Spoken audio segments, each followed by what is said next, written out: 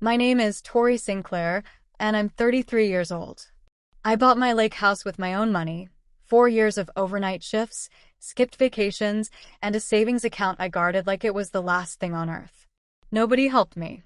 Not my parents, not my sister Becca, nobody. I did it alone, and I was proud of that. The house sat on the edge of Cedar Lake, 2 bedrooms, a wraparound porch, and water so still in the mornings it looked like glass. It was mine. Every nail, every mortgage payment, every single square foot mine. What I didn't know was that my family had already decided it belonged to them. Let me back up. For 5 years, 5 full years, I had been quietly covering my parents' mortgage. Not because they asked once and I said yes. Because the first time I said yes, it just never stopped. My dad, Roland, had a bad knee that kept him off construction sites, and my mom, Patricia, had always been more interested in managing the household drama than earning anything. So I stepped in. I was the responsible one, the dependable one, the one who never said no. Every month, without fail, I transferred $1,100 into their account. I told myself it was temporary. I told myself they'd get back on their feet. I kept telling myself that for 60 months straight. Then Becca got engaged. My sister Becca is 28, and she has spent her entire adult life being everyone's favorite.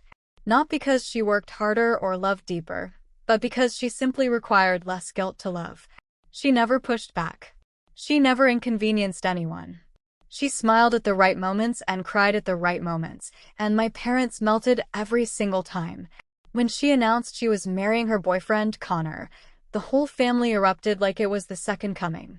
I was genuinely happy for her. I smiled, I hugged her, I even offered to help plan the reception.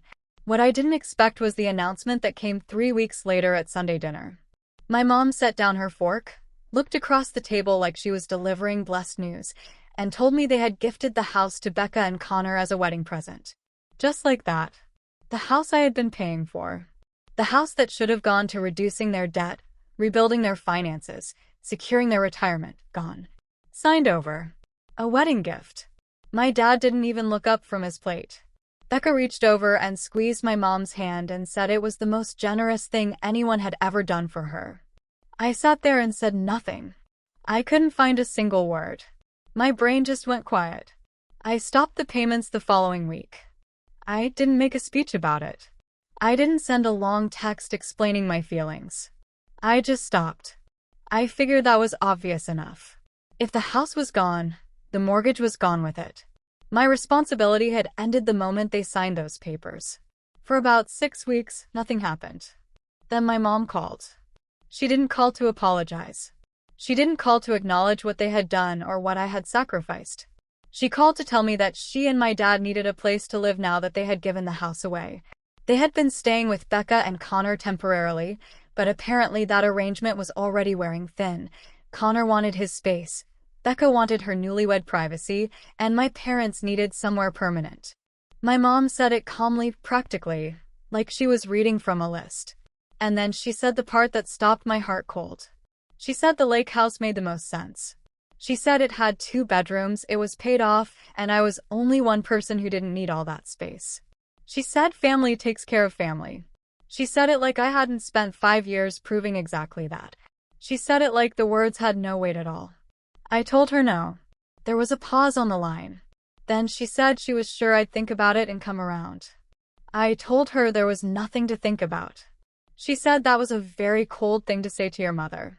I said gifting away a house someone else paid for was also a pretty cold thing to do. She didn't respond to that. She just said she hoped I'd reconsider, and she hung up. I sat on my porch that night watching the lake go dark, and I thought maybe that was the end of it. Maybe they'd push a little, I'd hold firm, and eventually everyone would find a way to move on. I genuinely believed the worst was behind me. But then 2 weeks later, there was a knock at my door, and when I opened it, I found 2 police officers standing on my porch. 2 officers, both in uniform, one of them holding a clipboard. My first thought was that something terrible had happened. An accident, a fire, someone hurt.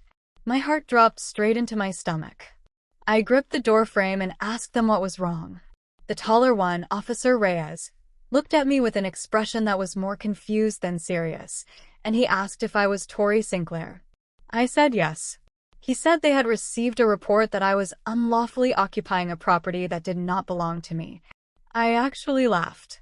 Not because it was funny, because my brain genuinely could not process what I had just heard. I asked him to repeat it. He did. Someone had called and reported that I was living in a lake house that was not legally mine, and that the rightful owners were being denied access. I stood there in my own doorway, in the house I had purchased with my own name on the deed, and I was being told I might be a trespasser. Officer Reyes seemed almost apologetic about it. He said they were required to follow up on every report. He asked if I could show proof of ownership. I went inside, pulled out my deed, my closing documents, and 3 years of mortgage statements, all in my name, all spotless. Officer Reyes looked them over for about 90 seconds, handed them back, and told me everything looked completely legitimate. He said there was nothing further to investigate. His partner, a younger officer named Webb, looked genuinely uncomfortable the entire time. Before they left, Reyes told me quietly that whoever had made the call had either been badly misinformed or had been hoping the situation would play out very differently. I knew exactly who had made that call. I called my mom the second the patrol car pulled out of the driveway. She answered on the second ring, which told me she had been waiting. I didn't raise my voice. I had made a decision somewhere between opening the door and finding my deed that I was done performing emotions for people who had already decided how little I mattered.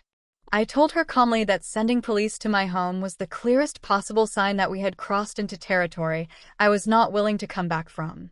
She told me she didn't know what I was talking about. I told her I didn't believe that for even 1 second. She shifted immediately, said she was just trying to make me understand how serious the situation was, that she and my dad were struggling, that family was supposed to show up for each other. I told her I had shown up for 5 years and she had given the evidence of that away as a wedding present. She went quiet.